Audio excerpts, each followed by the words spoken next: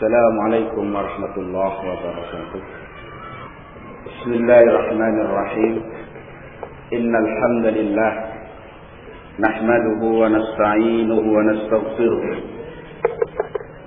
wa natubu ilayhi wa na'udzu billahi min shururi anfusina wa sayyiati a'malina.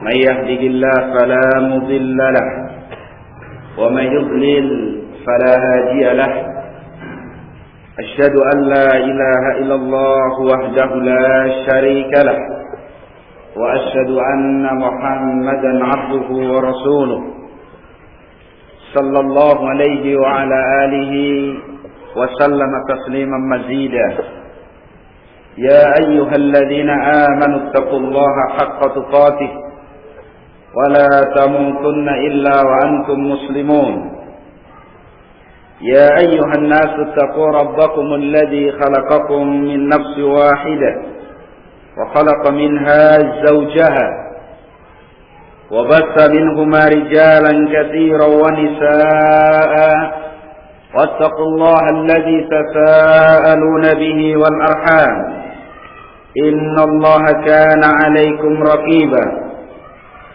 يا أيها الذين آمنوا اتقوا الله وقولوا قولا سديدا يصلح لكم أعمالكم ويغفر لكم ذنوبكم ومن يطع الله ورسوله فقد فاز فوزا عظيما أما بعد فإن أصدق الحديث كتاب الله وأحسن الهدي هدي محمد صلى الله عليه وآله وسلم وشر الأمور محدثاتها وكل محدثة بدعة وكل بدعة ضلالة وكل ضلالة في النار. معشر muslimin ikhwana fid din rahimani wa rahimakumullah. Selesai kita membahas salat al-jenazah. Kemudian kewajiban seorang muslim selanjutnya setelah jenazah saudaranya disalatkan adalah menguburkannya. Karena itu kita bahas ad-dafnu wa tawabi'uhu, menguburkan jenazah, wa tawabi'uhu, dan hal-hal yang berkaitan dengan penguburan tersebut. Jadi setelah kita bahas yang kewajiban 4, memandikan, mengkafani, mensalatkan, yang terakhir menguburkannya. Qala Syekh Al-Albani rahimahullah ta'ala, berkata Al-Albani rahimahullah ta'ala, wa yajibu dafnul mayyiti walau kana kafiran, dan wajib menguburkan mayit sekalipun mayitnya itu adalah seorang yang kafir. Jadi orang kafir pun kalau mati wajib dikuburkan. Ya, soal tujuannya apa yang jelas wajib dikuburkan. Cuma nanti prosesnya lain.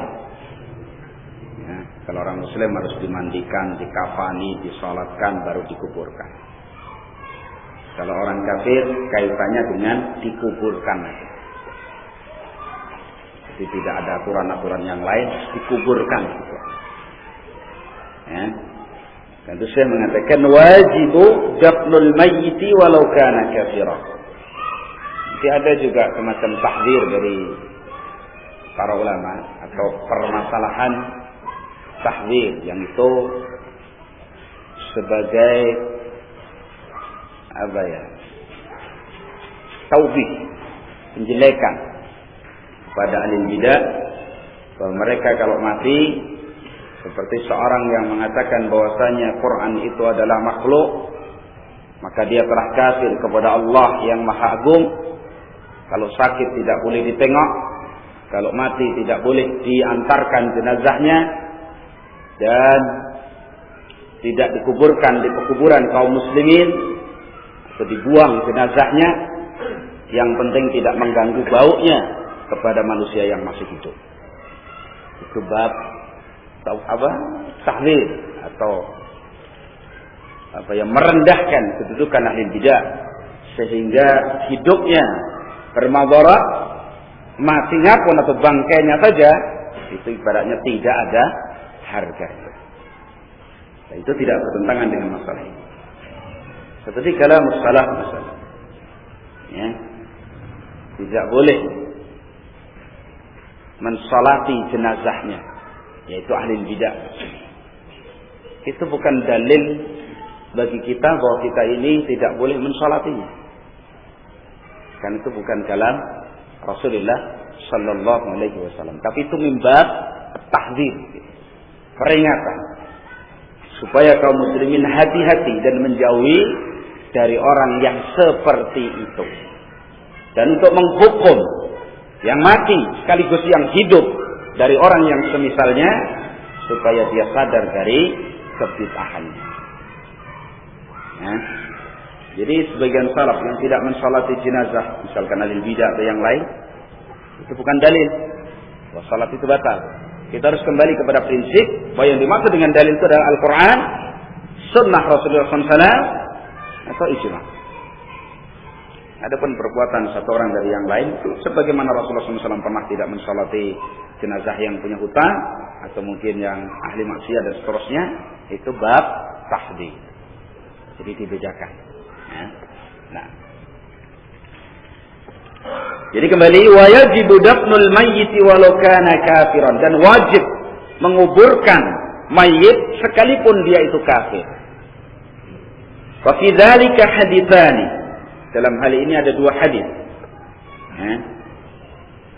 Yang pertama, al-awwal an jama'atin, dari jamaah sekelompok min ashabin Nabi sallallahu alaihi wa alihi wasallam, dari para sahabat Rasulullah sallallahu alaihi wa alihi wasallam. Minhum, di antara sahabat Nabi yang membawakan hadis itu, Abu Talhah Al-Ansari radhiyallahu anhu. Hadis ini dari sahabat yang mulia Abi Talhah.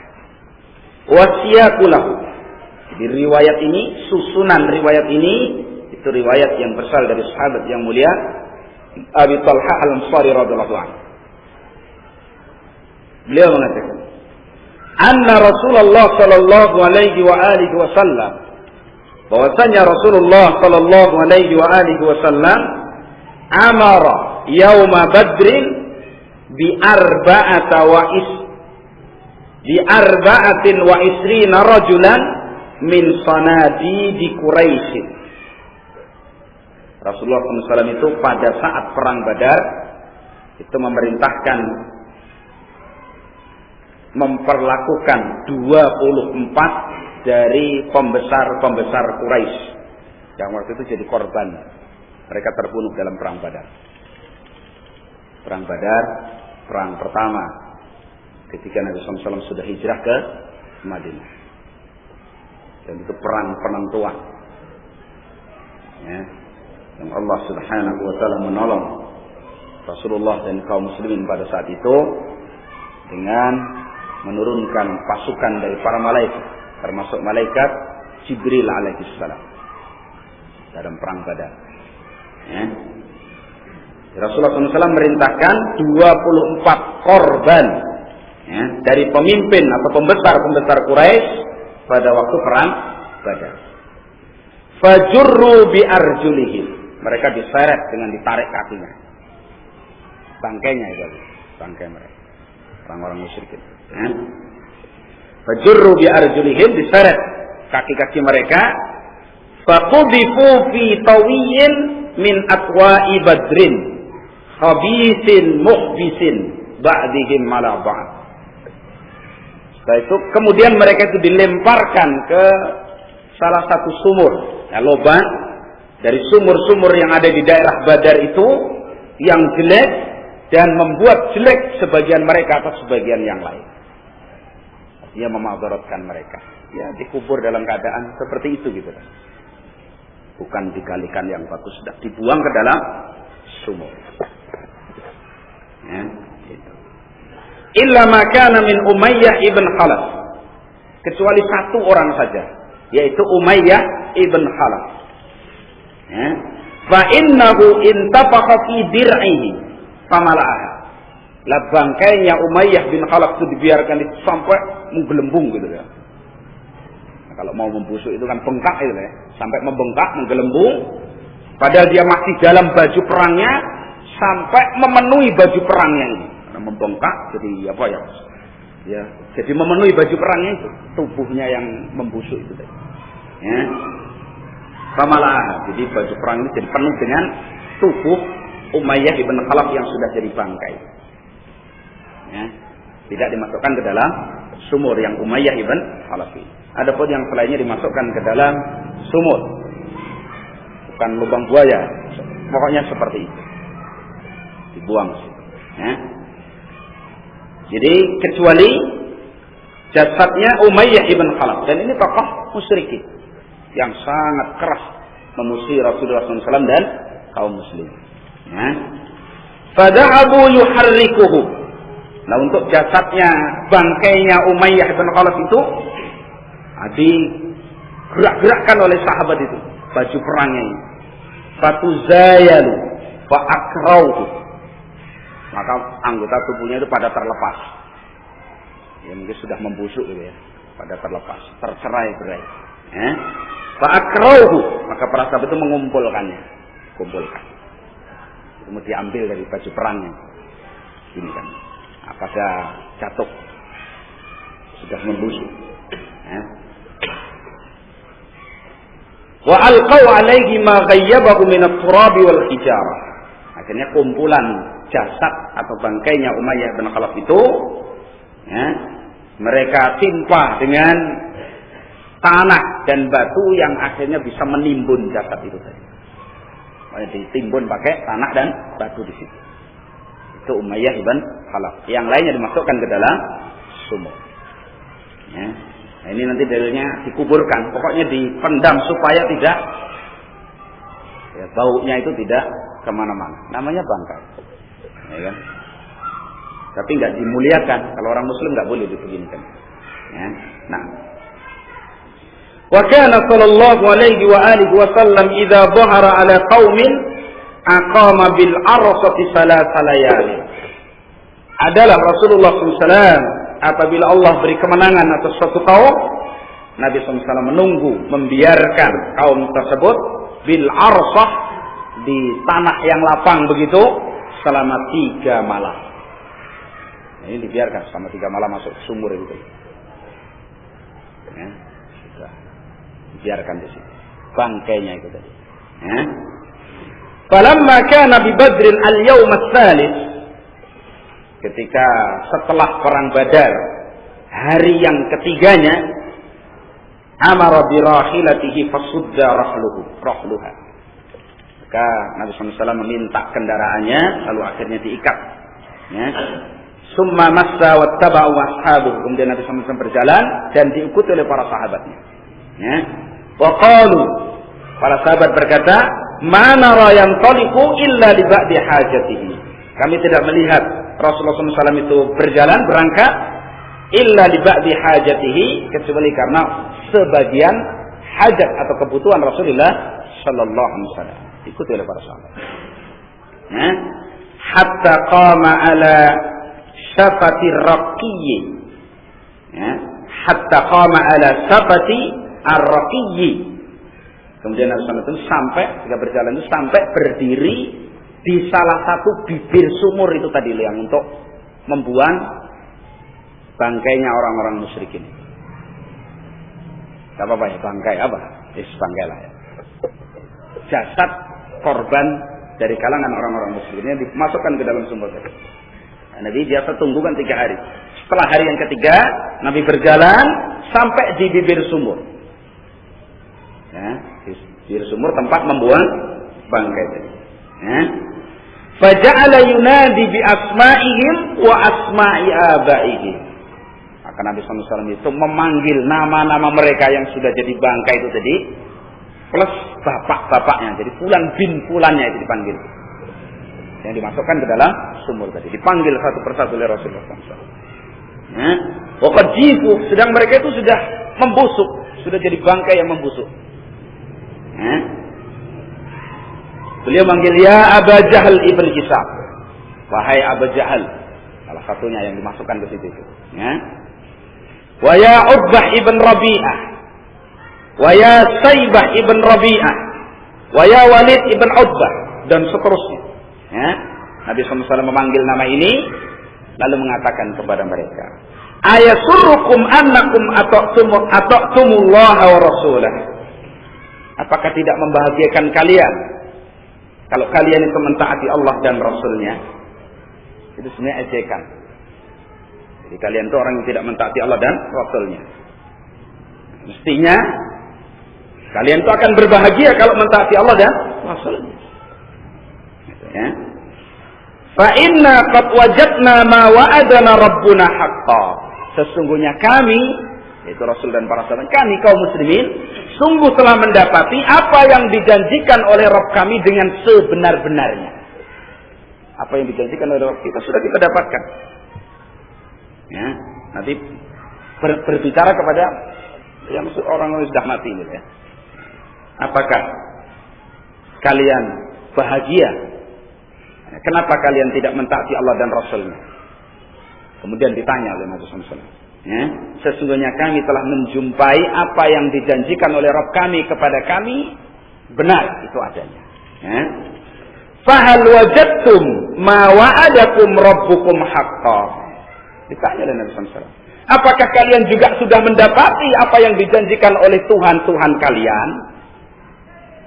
Itu takbir kata, ya, yang menghinakan mereka. Jadi kalau kalian dulu bertahan menyembah Tuhan kalian, lah sekarang ini apa kalian sudah menjumpai apa yang dijanjikan oleh Tuhan kalian? Ya, dipanggil satu persatu oleh Rasulullah SAW. Qala, rawi hadis ini mengatakan, "Fatan ya Umar qaulan Nabi SAW." Nah, Umar ini mendengar ucapan Nabi ini. Nabi ini kok memanggil orang yang sudah mati. Nah, Umar bin Khattab ini mendengar ucapan Rasulullah SAW. Faqala, maka dia berkata, ya Rasulullah, wahai Rasulullah, ma tukallimu min ajsadin la arwaha laha. Kenapa engkau berbicara kepada jasad yang sudah tidak ada rohnya? Wa hal yasma'un, apa mereka bisa mendengar? Yaqulullahu azza wa jalla, sedangkan Allah Subhanahu wa taala berfirman, innaka la tusmi'ul mauta. Itu kepada Rasul. Artinya Umar ini menukil ayat Allah. Sesungguhnya engkau ya Nabi Allah Muhammad tidak bisa memperdengarkan kepada orang yang telah mati. Nah, Umar ini berdalil dengan ayat ini menegur apa yang dilakukan oleh Rasulullah sallallahu alaihi wasallam. Ya. Artinya engkau panggil orang-orang yang sudah mati, yang sudah enggak ada rohnya, apa mereka mendengar? Sedang Allah saja mengatakan kepadamu bahwa engkau tidak bisa memperdengarkan kepada orang yang sudah mati. Ya. Faqala Rasulullah sallallahu alaihi wa alihi wasallam, maka Rasulullah SAW bersabda, "Walladzi nafsu Muhammadin biyadihi." Demi zat yang jiwa Muhammad ada di tangannya. Rasulullah bersumpah menegaskan, ya. Ma antum bi asma'a lima aqulu minhum. Tidaklah kamu itu lebih mendengar daripada mereka terhadap ucapan saya ini. Paham kan maksudnya jawaban Nabi itu? Jadi mereka itu lebih mendengar daripada ucapan saya ini daripada kalian. Dikatakan tidaklah kalian itu lebih mendengar terhadap apa yang saya katakan ini daripada mereka.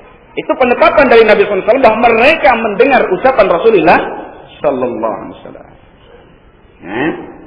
Nah, wallahi demi Allah, innahumul an, sesungguhnya mereka saat ini la ya'lamuna, sungguh mereka mengetahui annalladzi kuntu aqulu lahum lahuwal haq, bahwasanya yang aku katakan kepada mereka itu adalah kebenaran. Sekarang ketika diajak bicara Nabi itu, mereka tahu bahwa apa yang diucapkan Nabi itu adalah al-haq. Setelah mereka menjadi bangkai. Wa fi riwayatin, dalam riwayat yang lain, innahumul an la yasma'un, sungguhnya mereka sekarang itu betul-betul mendengar, ghaira annahum la yastati'una ay yaruddu alayya shay'an, cuman mereka enggak mampu menjawabnya. Mendengar tapi enggak mampu menjawab atas Rasulullah SAW.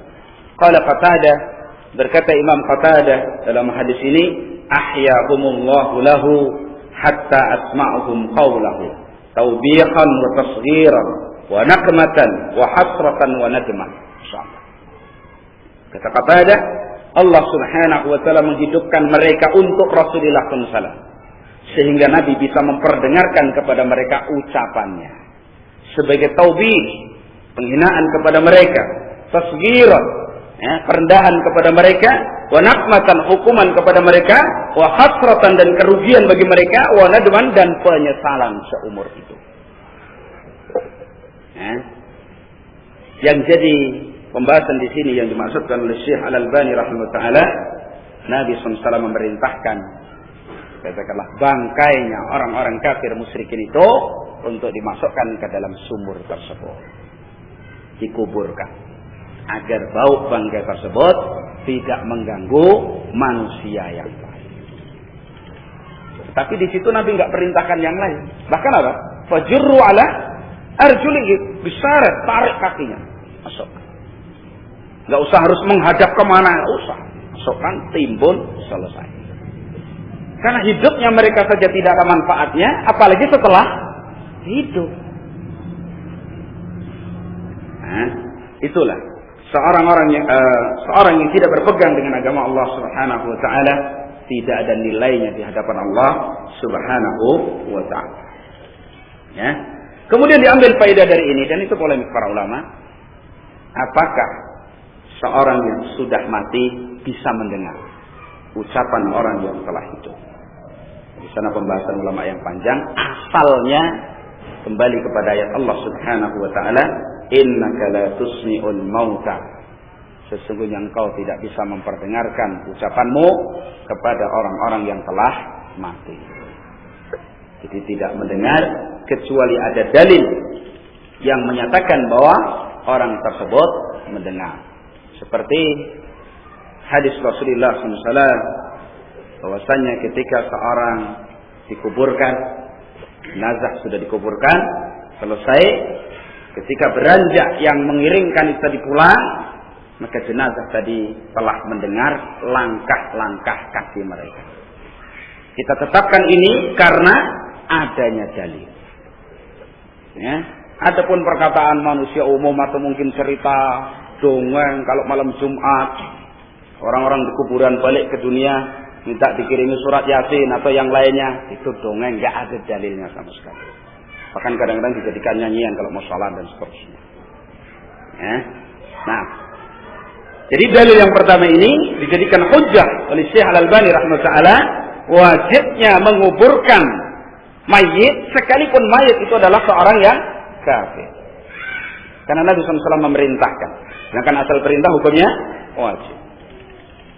Juga jenazah bangkainya Umayyah ibn Khalaf itu sekalipun nggak dimasukkan tapi ditimbun.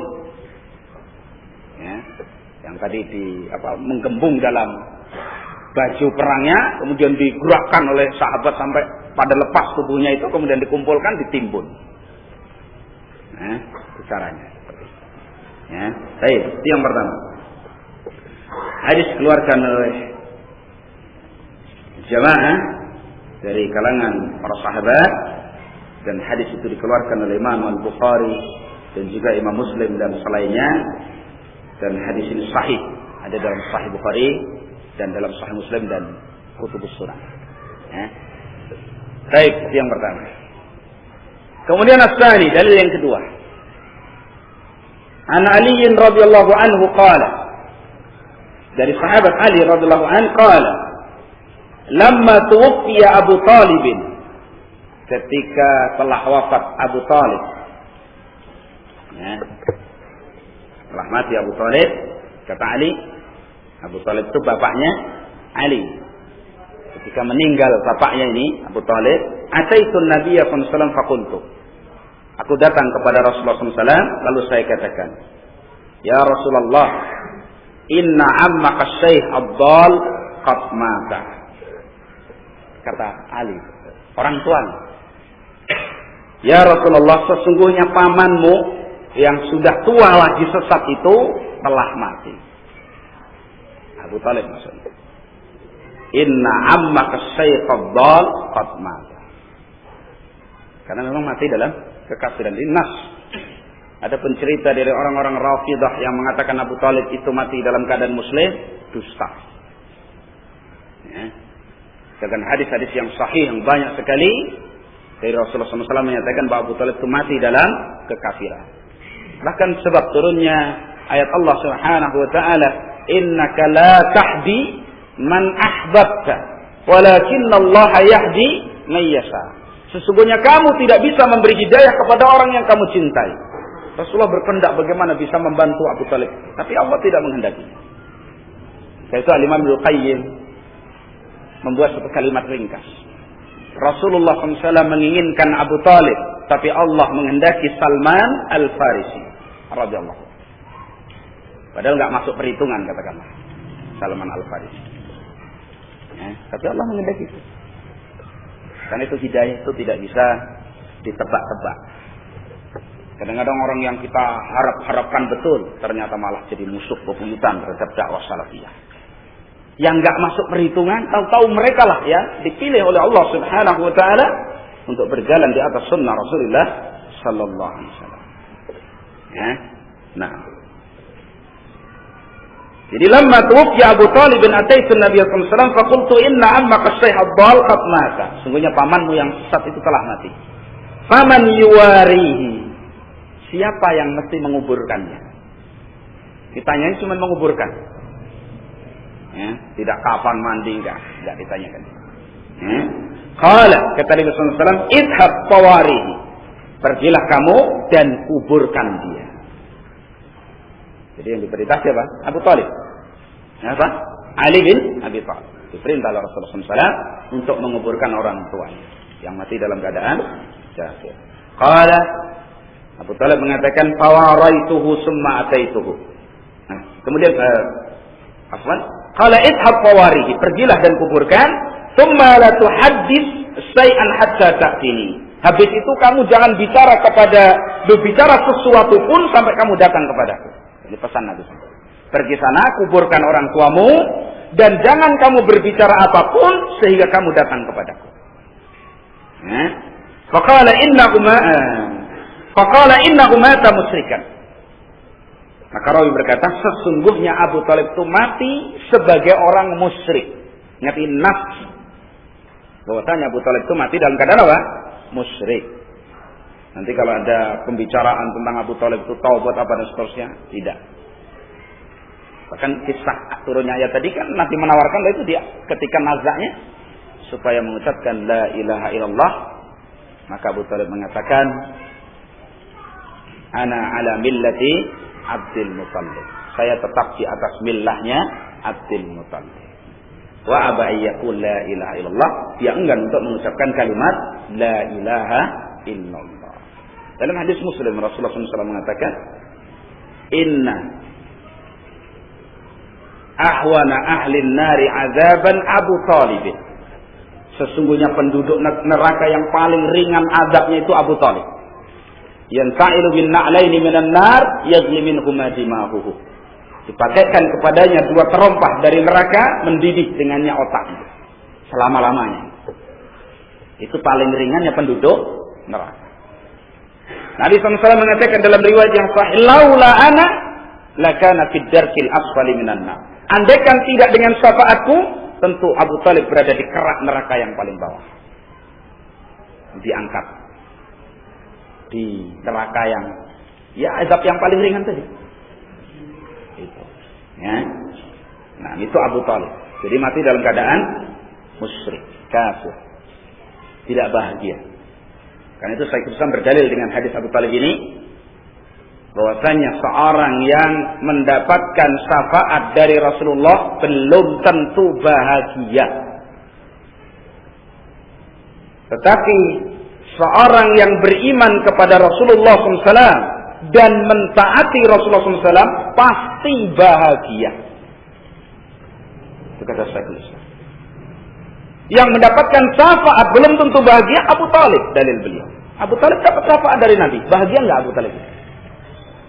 Dipakaikan terompah dari neraka, mendidih otaknya selama-lamanya. Kira-kira nikmat apa ada? Azab Allah. Kita ini Masya Allah ya, kalau baru azab di dunia ini saja, kalau yang demikian beratnya itu sudah kadang-kadang manusia sudah putus asa. Ya, coba sakit, kalau sudah mengerang sakit, pingsan, nggak kuat. Manusia di dunia. Apalagi nanti azab di yaumul kiamah yang dunia cuma bagian. Coba Nabi SAW itu mengatakan, kenapa kita dilarang sholat ketika pas matahari di tengah? Kata Nabi SAW, fi dzalikal waktu tusjaru jahannam. Pada waktu itu sedang dibikin bergolak neraka jahannam. Sampai Nabi SAW ketika panas terik begitu, Nabi mengatakan dalam hadisnya, idza qaddal harru fa'abridu. Kalau panas itu sangat, tunggulah dingin salat itu. Salat zuhur, kalau terlalu panas, agak ditunda. Selama tidak sampai keluar dari waktunya. Itu sampai sahabat sujud karena kalau di sana mungkin panasnya lebih dari di sini. Nah, sujud itu diganjal, ada yang mengganjal dengan tangannya dan itu tidak diperkenankan, kemudian diganjal dengan sorbannya karena sangat panas. Nah, kenapa? Kata Nabi SAW mengatakan, fa inna siddatal harri min fayhi jahannam. Karena panas yang sangat terik di dunia itu adalah salah satu dari uap jahannam. Uapnya manusia sudah tidak mampu. Ya. Nah, bagaimana dengan yang paling ringan kayak gitu? Padahal kalau kita baca hadis-hadis tentang neraka itu, Masya Allah, ya, tentang batu yang dilemparkan sampai beribu-ribu tahun belum sampai kepada qaryah dasarnya. Ya, karena itu perbanyak kita memohon kepada Allah agar dilindungi dari azab jahannam. Ya, dan banyak-banyak berbekal untuk hari nanti. Janganlah ditukar dengan dunia yang sebentar lagi kita tinggalkan. Tidak lama ya, sebentar lagi. Ya, nah. Kemudian kembali kepada hadis. Faqala idhab fawarihi. Nabi SAW mengatakan pergi dan kuburkan. Qala fawaraituhu summa ataituhu. Maka saya kuburkan lalu saya datang kepada Rasulullah SAW. Qala idhab fattasil summa la tuhaddits shay'an hatta ta'tini. Pergi mandilah dan jangan kamu berbicara sesuatu pun sampai datang lagi kepadaku. Jadi habis menguburkan, datang kepada Nabi, disuruh oleh Nabi mandi, tidak boleh bicara sebelum datang lagi kepada Rasulullah SAW. Ini sebagian ulama mengambil dalil dengan ini bahwasanya kalau habis menguburkan jenazah muslim itu ada syariat mandi sunnahnya. Tapi kalau orang kafir, ini di sini sebagian ulama berdalil karena menguburkannya. Itu kan? Ali ini kan disuruh menguburkan, bukan disuruh mandikan. Tapi kata Nabi, setelah menguburkannya, idhab faqtasil tsumma la tuhaddits shay'an hatta ta'tini. Pergi mandilah, kemudian jangan bicara apapun sebelum kamu datang kepadaku. Ya, tenang. Qala faqtasaltu. Rawi berkata, lalu aku mandi. Summa ataitu, kemudian aku berkata kepadanya. Qala. Maka Nabi SAW berkata, kemudian Rawi berkata, pada ali bida'awatin ma yasurruni. Maka Nabi SAW mendoakan kepadaku dengan doa-doa yang sangat menggembirakanku. Annali biha kumurun na'ami wasudiha. Bahwasanya saya akan mendapatkan seperti kendaraan yang sangat bagus. Umur 6 kendaraan yang sangat mahal, sudiha dan kebagusannya katakan. Qala wa kana alayya idza ghassala al-mayyit wa kana Aliyun idza ghassala al-mayyit yaghtasala. Dan adalah Ali kalau memandikan mayat biasanya dia mandi. Tapi ingat kalimat wa kana Aliyun idza ghassala al-mayyit yaghtasala itu tidak ada kaitannya dengan riwayat ini, tapi itu jumlah sendiri. Karena itu dalam taklif tadi Syekh Al-Albani membantah orang-orang yang menjadikan bahwasanya memandikan mayat tadi mandi. Karena memandikan mayat kafir, tetapi di sini perintah mandi tadi karena menguburkannya, bukan memandikannya. Ya. Baik, hadis dikeluarkan oleh Imam Ahmad dan hadis ini dikatakan oleh Syekh Al-Albani sanadnya sahih dan juga dikeluarkan oleh Imam Abu Daud dan selainnya. Ya. Itulah dua hadis yang dibawakan oleh Syekh Al-Albani rahimahullah taala tentang pendapat beliau bahwasannya menguburkan mayit sekalipun dia kafir, hukumnya wajib. Kalau orang kafir seperti ini, adapun orang muslim wajib dikuburkannya dengan dalil-dalil yang insyaallah sudah maklum dan maklum bagi kita sebagaimana pembahasan yang sudah berlalu. Nah, jadi yang pertama, menguburkan orang yang telah mati hukumnya wajib sekalipun yang mati adalah kafir. Adapun kalau orang muslim jelas, kalau kafir saja wajib dikuburkan, maka jenazah seorang muslim tentu lebih maklum bagi kita. Baik, insyaallah kita salat dulu, kita lanjutkan pada salat. Wallahu a'lam. Bismillahirrahmanirrahim. Innal hamdalillah wassalatu wassalamu ala Rasulillah wa ala alihi wa sahbihi wa mawalah. Amma ba'du, fa inna asdaqal hadits kitabullah wa khairal hadi hadi Muhammadin sallallahu alaihi wa alihi wa sallam. Syarrul umuri muhdatsatuha wa kullu muhdatsatin bid'ah wa kullu bid'atin dhalalah wa kullu dhalalatin finnar. Baik, setelah kita pahami yang pertama bahwasanya menguburkan seorang yang telah mati hukumnya wajib sekalipun kafir. Adapun orang-orang muslim, dalil-dalil berikutnya yang akan kita sebutkan itu berkaitan dengan jenazah saudara kita sesama muslim. Kemudian qala rahimahullah ta'ala, berkata Syekh Al-Albani rahimahullah ta'ala, wala yudfanu muslimun ma'a kafirin, dan tidak boleh seorang muslim dikuburkan bersama orang kafir. Saya ulangi, wala yudfanu muslimun ma'a kafirin, dan tidak boleh dikuburkan seorang muslim bersama orang kafir, wala kafirin ma'a muslimin, demikian pula orang kafir tidak boleh dikuburkan bersama orang-orang muslim. Ini masih banyak terjadi di mana-mana, kuburan apa? Ya campur-campur, yang penting satu kata. Tidak boleh. Wala wal-bara, sampai surga dan neraka nanti. Ya kan? Kalau di dunia kita suruh berpisah dengan mereka, mati pun seperti itu sampai nanti di surga berpisah. Ya. Bal yuqadul muslimu fi maqabiril muslimin, tetapi orang muslim dikuburkan di pekuburan kaum muslimin, wal kafiru fi maqabiril musyrikin, dan orang kafir di kuburannya mereka sendiri. Kafir di kuburannya orang kafir.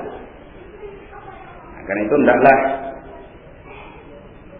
kepala desa mungkin atau camat dan seterusnya, kalau di tempatnya belum terwujud yang semacam ini, hendaklah memperhatikan.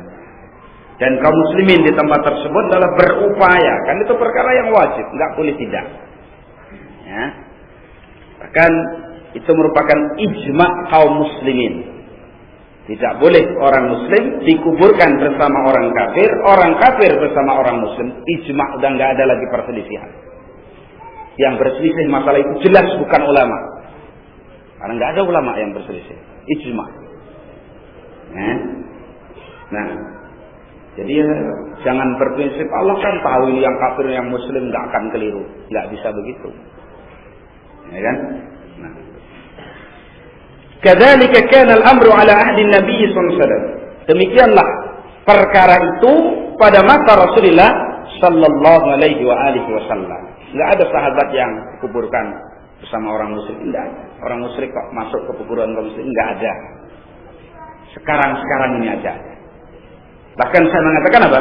Wastamarra ila asrina hadza, dan itu berlangsung pemisahan kuburan itu sampai masa kita sekarang ini. Nah, kok di tempat kita ada, berarti kita ini enggak masuk dalam pembicaraan. Keliru, harus segera disikapi. Nah, masa kita tega masukkan bapak jenazah bapak kita, di atasnya itu dikasih pala, katakanlah begitu, dikumpulkan bersama mereka, nggak boleh. Nah, itu harus diusahakan. Ya. Tadi sempat saya titip teman untuk menanyakan bagaimana kalau sudah terlanjur. Dikatakan dalam kitab al-bayan wa tahsin, dari pendapat Malikiyah dan selainnya, wajib dipindahkan. Yang sudah terlanjur dipindahkan harus. Karena menguburkannya nggak boleh. Berarti kalau terlanjur ya bagaimana supaya nggak boleh itu terlaksana? Pindah. Ya kan? Nah. Jadi seperti itu. Bagaimana upayanya? Kan masing-masing ada tandanya, ya. Dipindah. Kalau kita ngusir mereka nggak bisa, ya kita yang angkat kaki dari situ, kan mestinya begitu. Cuman pilihannya dua kok. Nah, kondisi kaum muslim di situ lemah, mereka nekat kalau mau ya pergi sendiri, ya kita pergi kok. Pergi dengan terhormat, ya kan? Karena menjaga sunnah Rasulullah Sallallahu Alaihi Wasallam itu diupayakan. Ya. Nah, jadi tidak boleh orang muslim dikuburkan bersama orang kafir sama orang muslim. Bahkan orang muslim dikuburkan di pekuburan kaum muslimin, orang kafir di pekuburan mereka. Demikianlah urusan itu berlangsung pada masa Rasulullah SAW sampai hari kita sekarang ini. Sebenarnya tadinya saya nggak pernah tahu kuburan campur itu. Baru setelah tahu betul ternyata ada. Nah, ya kalau di tempat kita itu dipisah, orang kafir di sana, orang muslim sendiri. Ternyata ada yang memang, yaitu apa namanya, bahu membahu sampai mati itu ya. Kadang memang yang susah satu keluarga, bapaknya muslim, istrinya kafir misalnya. Kamu dikubur pisah nggak mau, katakanlah, dikumpul supaya di sana bisa kumpul, nggak bisa kumpul, ini hatta surga nerakanya pisah. Ya, nggak bisa. Jadi jangankan kuburan keluarga, kuburan kaum muslim bukan kuburan keluarga. Seorang itu nggak boleh dikuburkan di tempat matinya kecuali Nabi dan orang-orang yang mati syahid di medan perang. Kalau yang lainnya harus dibawa ke kuburan kaum muslimin, jangan kuburkan kebun. Sekalipun bayi sendiri yang masih kecil kuburkan di kuburan kaum muslimin. Nanti di situ jadi kuburan, tanah pekuburan. Ya kan ada itu kuburan keluarga, itu nggak boleh. Bahkan itu pintu besar kepada kesyirikan. Seorang tokoh dikuburkan di tempat keluarganya, akhirnya manusia yang bodoh ini mengenalnya ke sana, udah. Seperti kemarin ulang tahun kematian, 1 tahun kematian si fulan, udah. Tokoh besar di negeri ini akhirnya jadi ajang kesyirikan. Ulang tahun kematian bulan kemarin, ya kan? Na'udzubillah min dzalik. Baik.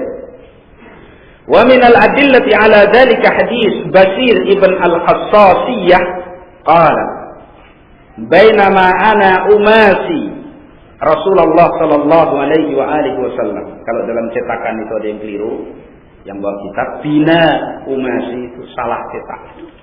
Yang benar bainama ana umasi Rasulullah sallallahu alaihi wasallam akhidan biyadihi. Pada saat saya berjalan bersama Rasulullah SAW, saya berpegangan dengan tangan beliau, menggandeng beliau. Faqala ya Ibn al-Khassasiyah, asbahta tunkimu ala Allah, atau tankimu ala Allah. Ya. Atau ma asbahta tankimu ala Allah. Apa yang menyebabkan kamu mencela Allah? Padahal enggak mencela, tapi perbuatan yang keluh kesah dengan ketentuan Allah itu termasuk an-niqam ala Allah. Tidak terima dengan Allah Subhanahu wa taala. Ya. Asbahta tumasi Rasulullah SAW qala ahsibuhu qala akhidan biyadi faqultu. Jadi kamu menjadi berjalan atau berpagi-pagi berjalan bersama Rasulullah SAW, berpegangan dengan tangannya. Nabi itu mengatakan kepadanya, kenapa kamu tidak ridha dengan Allah? Kamu mencela Allah SWT. Ya. Rasul mengatakan begitu karena Basir ibn al-Khassasiyah itu mengeluh gitu. Mengeluh karena itu sudah lama dalam perjalanannya berpisah dengan Rasulullah, terus jauh dari kampung halamannya, merantaulah begitu, susah dia itu, sedih, kemudian mengeluhkan hal itu. Ya, padahal perginya dia dari kampung halamannya tinggal bersama Rasul itu merupakan nikmat Allah Subhanahu wa taala. Ya. Faqultu, maka saya katakan ketika Nabi bilang begini, ya Rasulullah bi abi ummi ma asbahtu ankimu 'ala Allah syai'an. Saya tidaklah mencela atau tidak terima atas Allah sedikit pun. Kullu khairin fa'ala bi Allah. Ya, segala kebaikan Allah perlakukan kepada saya. Ya.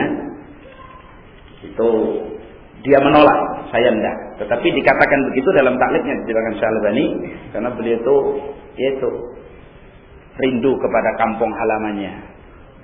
Sehingga Nabi SAW ketika mendengar itu mengatakan, ya Bashir, alla tahmadillah alladhi aqada binasiyatika min baini Rabi'ah.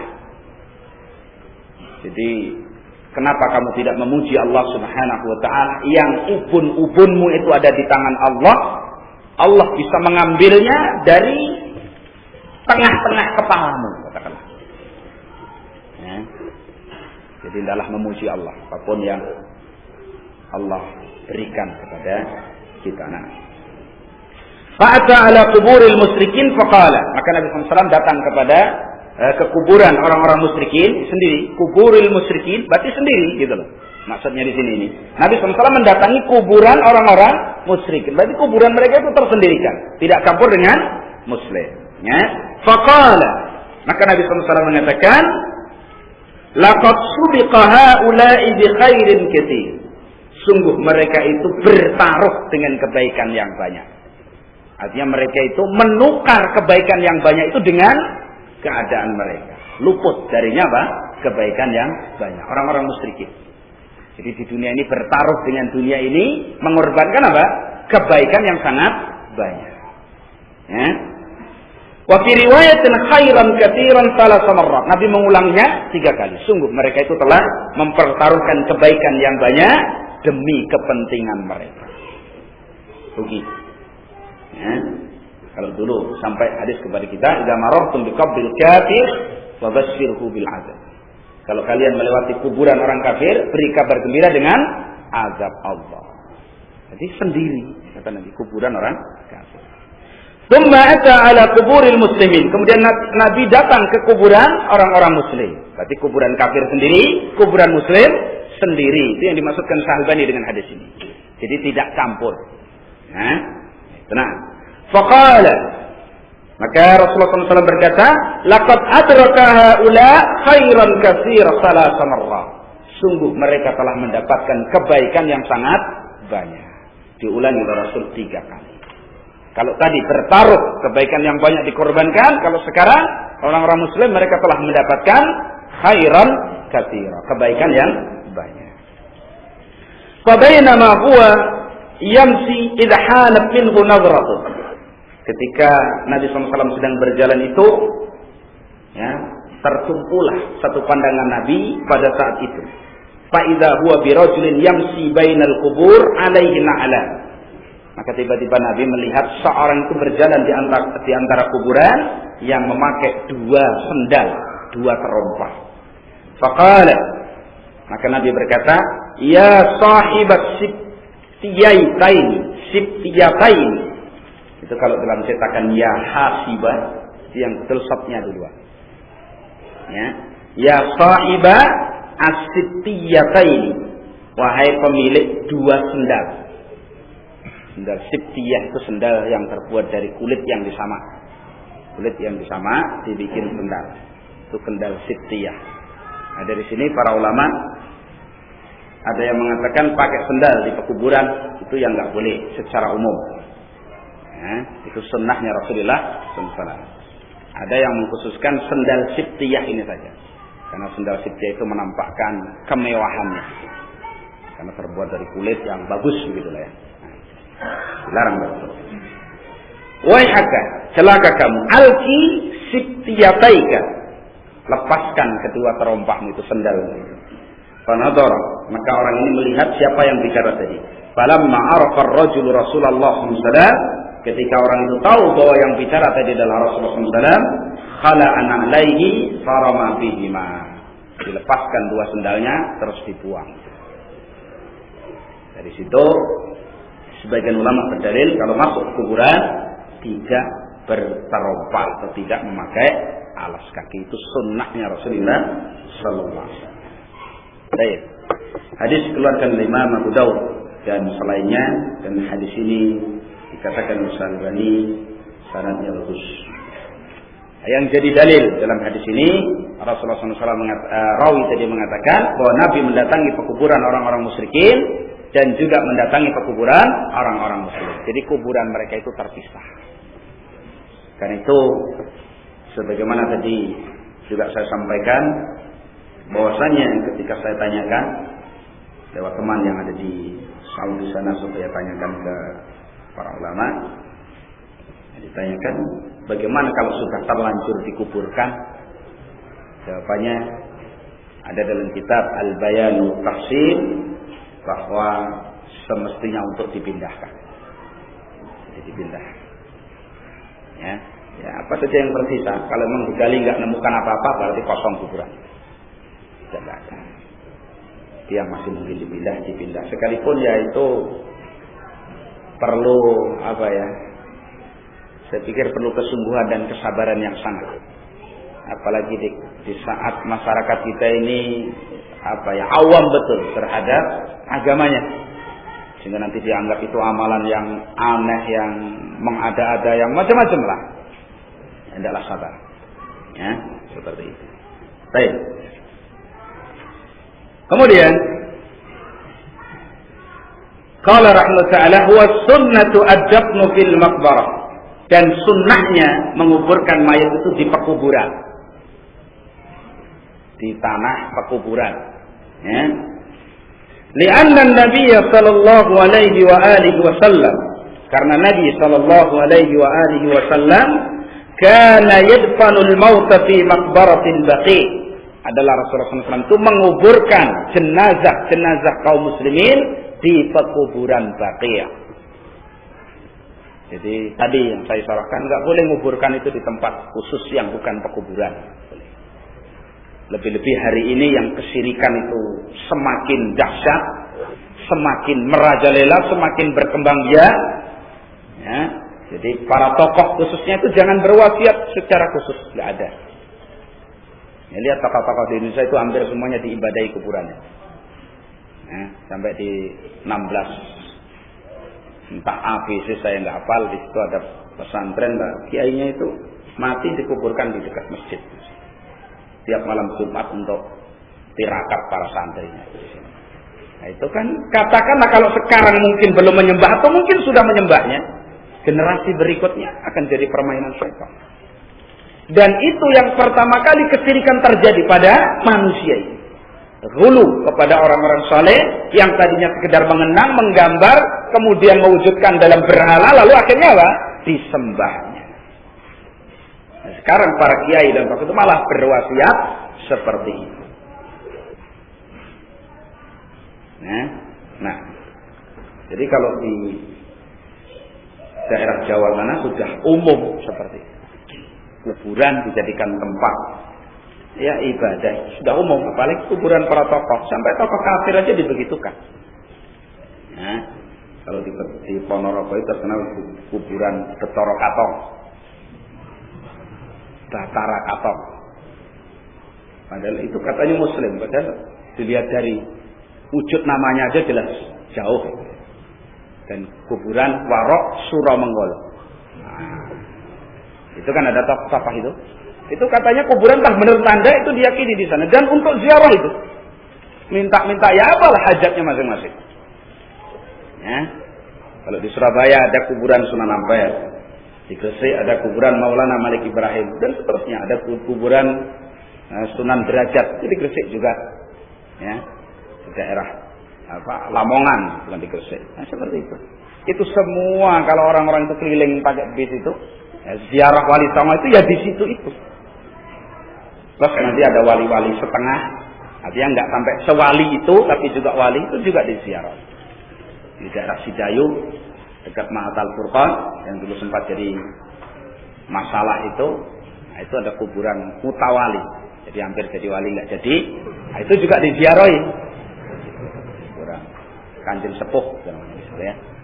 Nah, jadi kesyirikan di negeri kita ini Masya Allah. Dan itu dilindungi kok. Ya kan? Seperti budaya, upacara, atau sembahyang laut.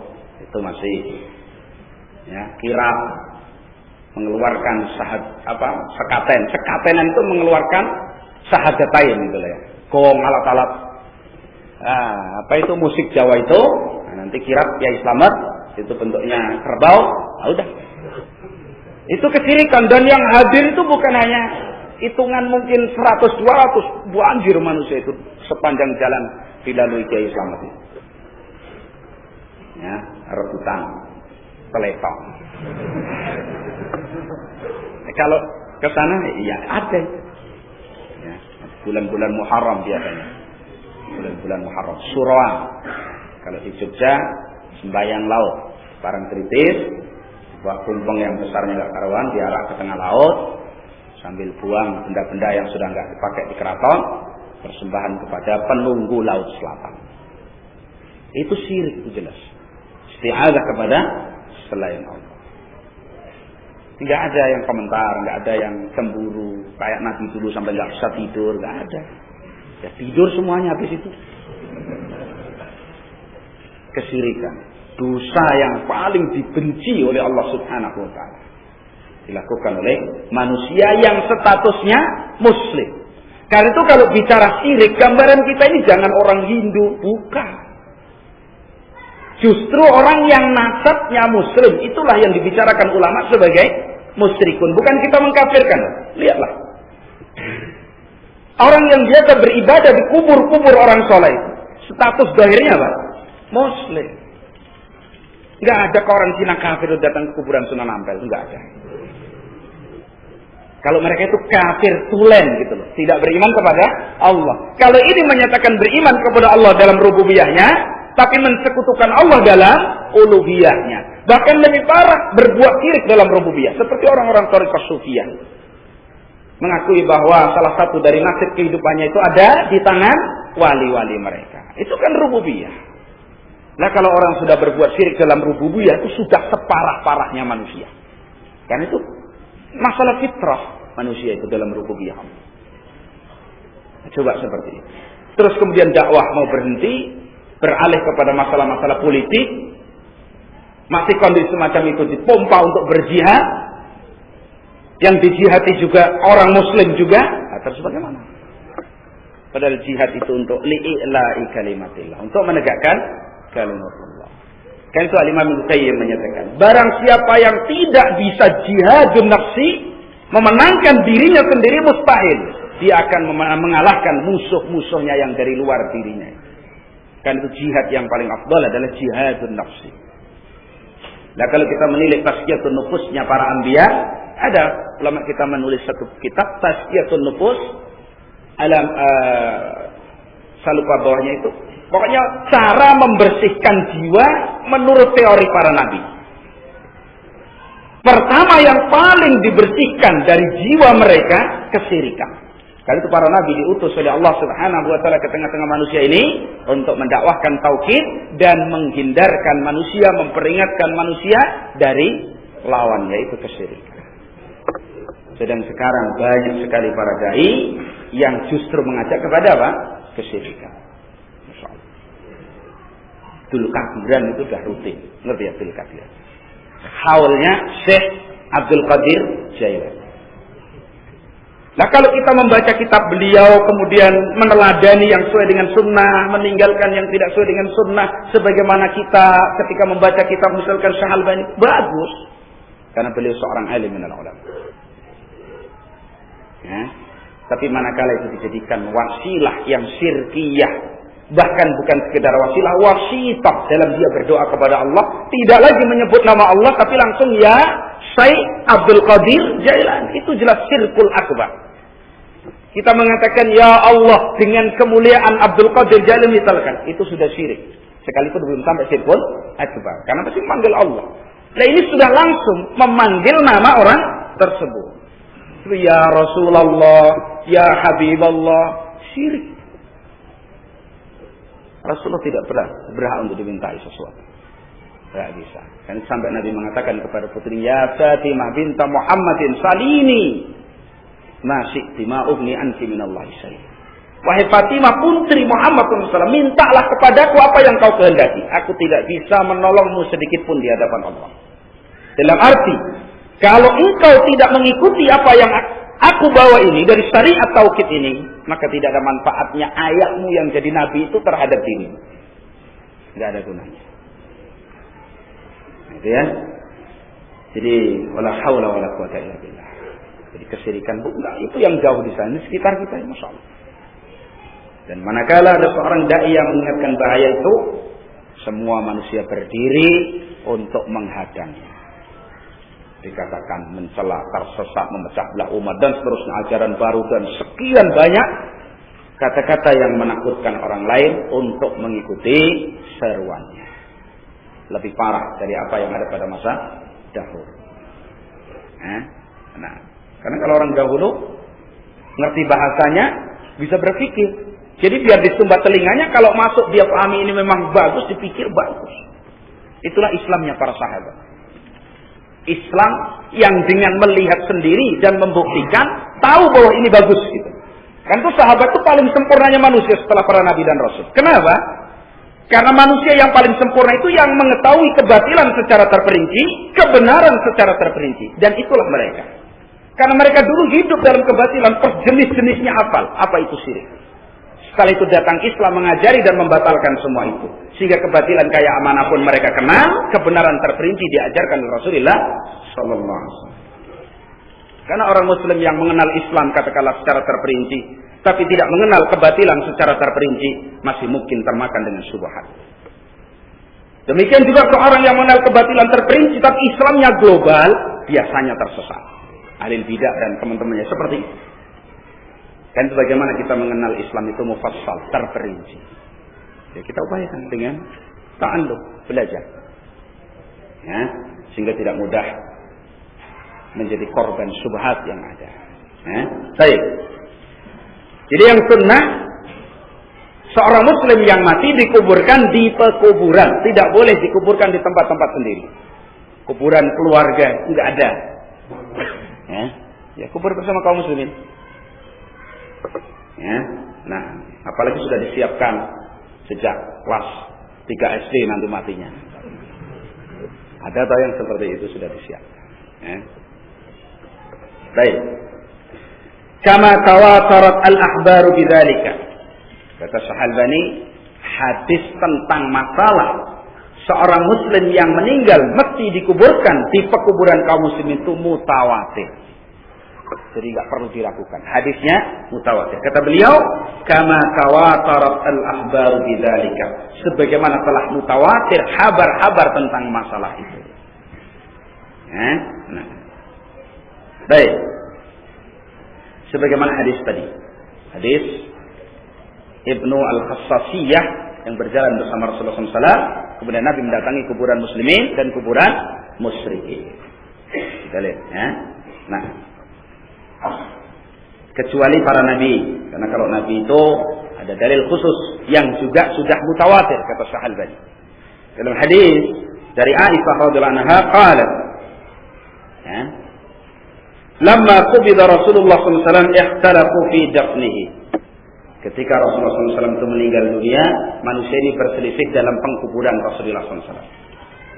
Yang sebelumnya berselisih dalam memandikannya, yang dulu sudah ya. Membandingkan Nabi itu dilepas pakaiannya atau tidak. Ya. Dalam menguburkannya pun mereka berselisih. Ketika berselisih, faqala Abu Bakr. Maka berkata Abu Bakar, sami'tu min Rasulillah sallallahu alaihi wa alihi wasallam syai'an ma nasituhu. Aku mendengar dari Rasulullah SAW sesuatu yang tidak mungkin aku melupakannya.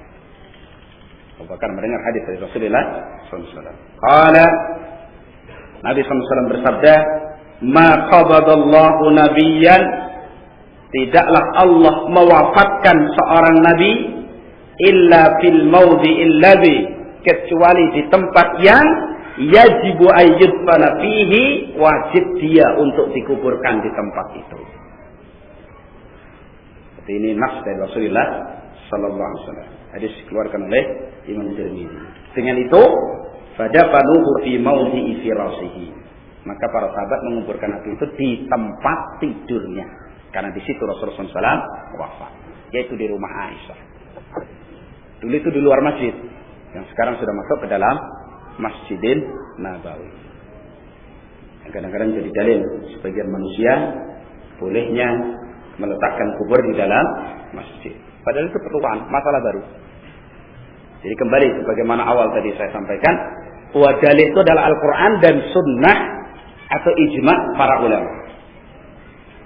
Sedangkan kejadian setelah terputusnya wahyu, sudah nggak ada lagi wahyu, itu bukan dalil. Lah masuknya makam Nabi SAW ke Masjidil Nabawi itu jauh setelah masa Rasulullah Sallallahu Alaihi Wasallam. Maka nggak bisa digunakan sebagai dalil. Sebagaimana Syahalbani nggak menerima dalil tidak perlunya sutra misalkan di Masjidil Haram gitu. Sekalipun prakteknya nggak bisa. Jangan-jangan bersutra, cari tempat aja kalau pas lagi rame sulit. Kok pasang sutra di situ tabrak orang mungkin begitu.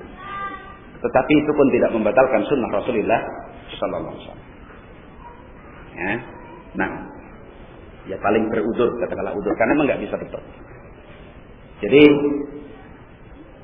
dulu ketika Rasulullah SAW wafat di rumah Aisyah radhiyallahu anha, dan itu di luar Masjid Nabawi. Karena terjadi perluasan masjid, masuklah rumah Aisyah itu dalam ruang lingkup Masjid Nabawi. Nah itu tidak bisa dijadikan dalil bolehnya meletakkan kuburan di dalam masjid. Kan itu perkara baru, terjadinya sudah jauh dari masa Rasulullah Sallallahu Alaihi Wasallam. Baik, ya. Baik, kemudian wa yustasna mimma sabaqa as-suhada'u fil ma'rakah. Selain Nabi dikecualikan dari hal yang terdahulu, yaitu wajibnya dikuburkan di pekuburan kaum muslimin as-suhada' fil ma'rakah. Orang yang mati syahid di medan perang itu dikuburkan di tempat matinya, ya. Fa innahum yudfanuna fi mawatin istishhadihim. Karena sesungguhnya mereka, orang-orang yang syahid di medan perang itu dikuburkan di tempat mereka mati syahid. Wala yunqaluna ila al-maqabir, tidak boleh dipindahkan ke kuburan kaum muslimin. Jadi yang selain itu, selain para nabi, yaitu orang-orang yang mati syahid di medan perang, dikuburkan di tempat matinya. Jadi sahatil kita di medan perang.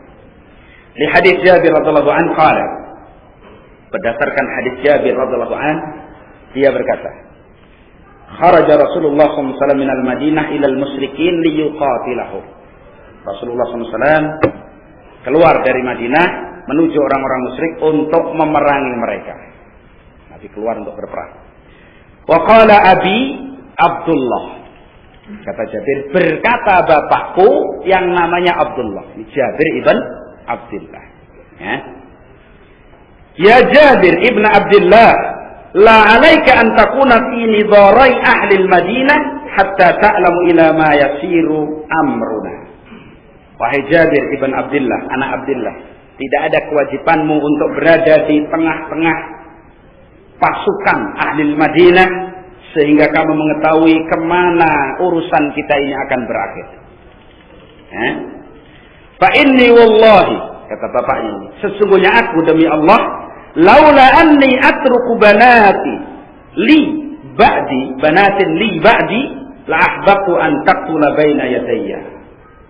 Andaikan aku tidak meninggalkan anak-anak putriku setelahku, sungguh aku sangat ingin kalau kamu itu terbunuh di hadapanku. Dia bersama bapaknya. Ini Jabir ibn Abdullah. Qala, rawi berkata, fa bainama ana fin nidaraini, maka ketika saya berada di dua sayap, katakanlah pasukan itu, ija'at ammati, datanglah bibiku. Ammah itu bibi dari bapak, dari alah laki-laki, dari jalur laki-laki. Ija'at ammati bi abi wa khali, dengan jasad, katakanlah, ya, jenazah bapakku dan khali, paman dari pihak ibu, gitu ya. Adaltuhuma ala nadihin, atau adalakuhuma ala nadihin, yang dia panggul keduanya itu di atas, katakanlah alat untuk memikulnya, gitu, dipikul. Jasad itu dibawa kepada Jabir ibn Abdullah, sudah meninggal. Jadi dibawa ke Jabir itu dengan dipikul oleh bibinya gitu. Ya. Kemudian apa? Fadakhalat bihima al-Madinata litadfanahuma fi maqabirina. Ini dibawa ke kota Madinah dari medan perang tadi sama bibinya, dibawa ke kota Madinah karena dia ingin menguburkannya di pekuburan Madinah. Padahal dia katakanlah korban dari perang. Ya. Jadi dari tempat perangnya itu dibawa oleh bibinya ini ke kota Madinah untuk dikuburkan di situ. Ya. Idla'ika rajulun yunadi. Ketika sedang membawa dua jasad itu tadi, dia bertemu dengan seorang yang menyeru. Ada seorang dari sahabat Nabi yang menyeru, yang memberi pengumuman, ala ketahuilah, inna Rasulullah SAW ya'murukum, sesungguhnya Rasulullah SAW memerintahkan kalian, an turji'u bil qatla, untuk mengembalikan korban-korban perang, fatadfanuha fi masari'iha haitsu qutilat. Lalu supaya kalian menguburkan mereka di tempat terbunuhnya, di mana dia terbunuh. Jadi setelah itu dibawa kembali ke medan perang, dikuburkan di sana. Padahal itu sudah dibawa, mau dikuburkan di pekuburan kaum muslimin.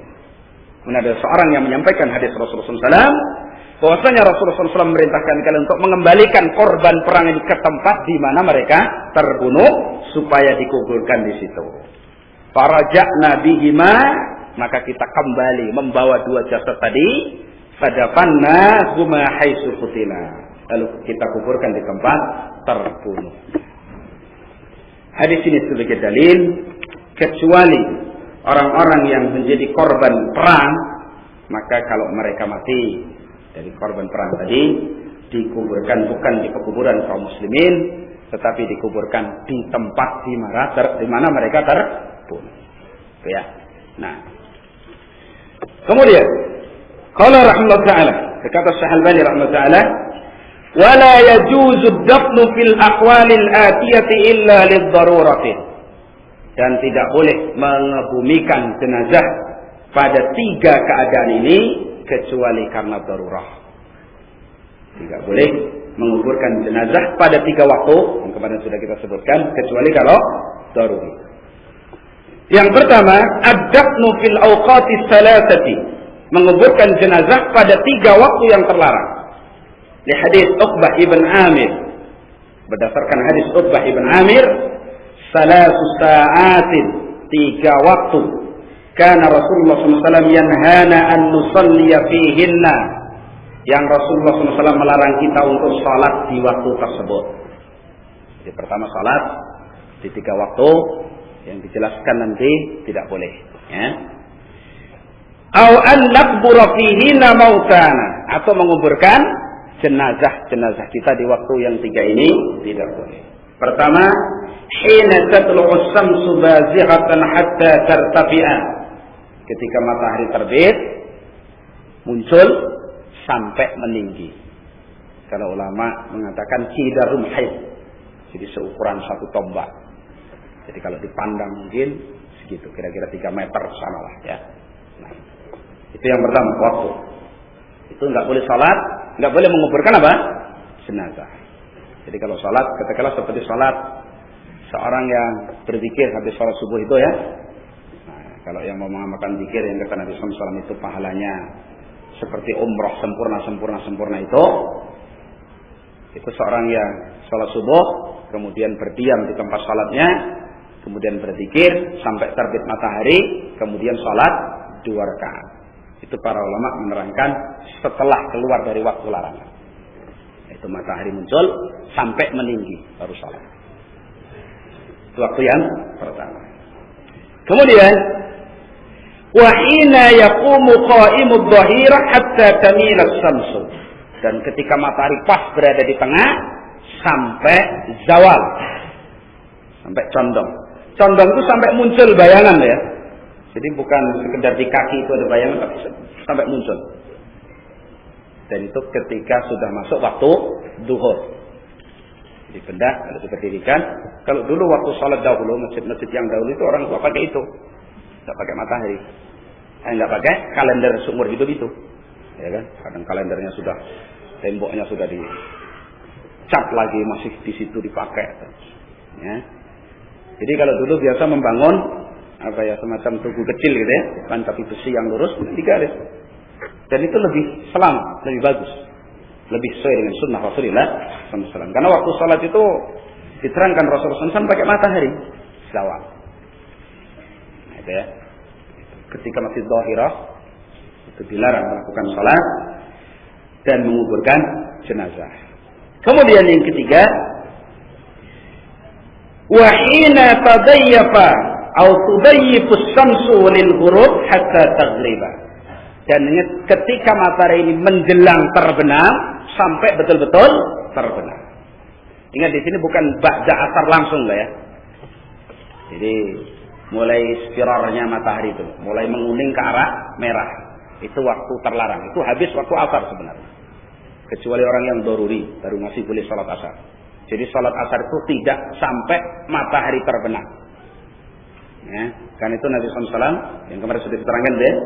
Nah, ketika mensifati salatnya orang munafik, itu mereka biasa menunda-nunda waktu sampai ketika matahari hampir tenggelam, baru mereka salat.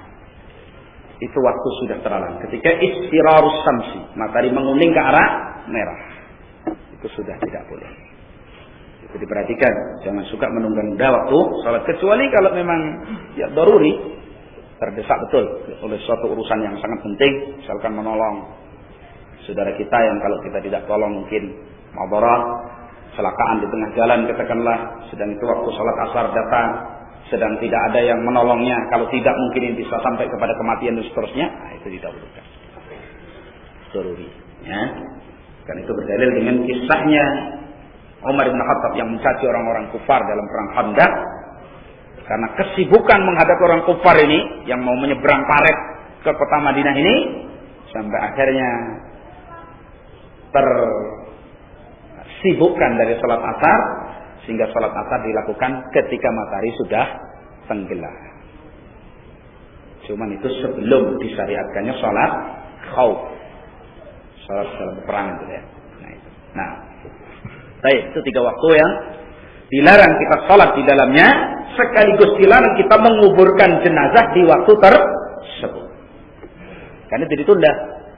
Kalau meninggal katakanlah habis duhur menjelang asar, kalau segera diurusi na'am, yang gali segera gali, habis asar dikuburkan, tidak ada masalah. Yang penting belum waktu matahari mau terbenam.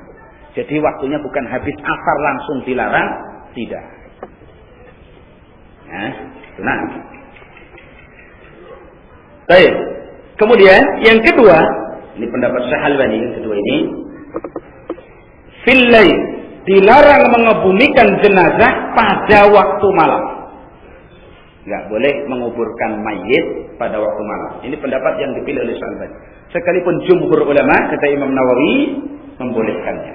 Cuman dibenci aja, makruh karahiyatat tanzih. Ya. Bahkan ilahnya sebagian ulama mengatakan sebabnya karena sedikitnya orang yang mensalati dia kalau malam itu. Tapi jumhur ulama mengatakan boleh karena tidaklah Rasulullah SAW dikuburkan kecuali pada waktu malam. Tidaklah Abu Bakar Siddiq dikuburkan kecuali pada waktu malam. Tidaklah banyak dari sahabat Nabi yang dikuburkan kecuali pada waktu malam.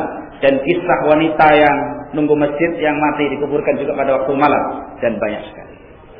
Dari situ larangan yang ada pada hadis Nabi nanti itu kalau ilahnya masih dijumpai, itu sedikitnya orang yang sholat atau mungkin khawatir mencari kapan itu sulit dan seterusnya. Ya.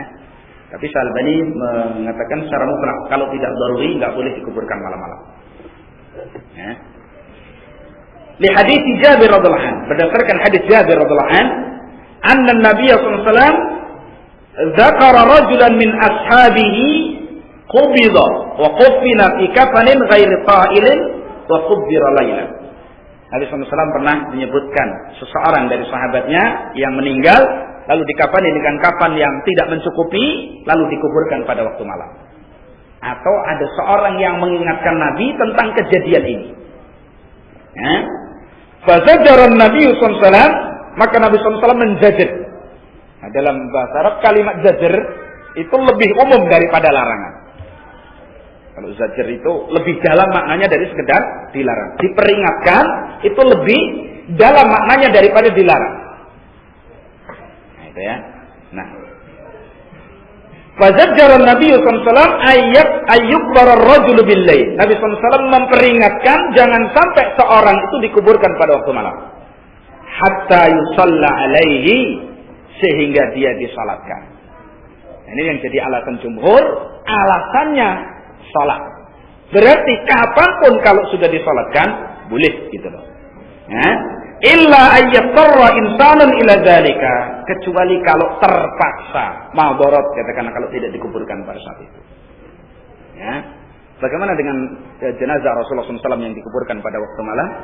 Kata Syahalbani, itu karena kondisi yang daruri, karena disibukkannya kaum muslimin dengan siapa yang menjadi khalifah, ya, Rasulullah SAW, yang ini kadang-kadang dijadikan dalil oleh orang-orang hizbiyin, harakiyin, bahwa urusan kepemimpinan itu lebih penting daripada menguburkan Rasulullah SAW. Kan itu dimanapun kita berada harus punya amir, karena seperti itu sampai. Nah, kadang-kadang seperti itu. Padahal tidak seperti itu semestinya.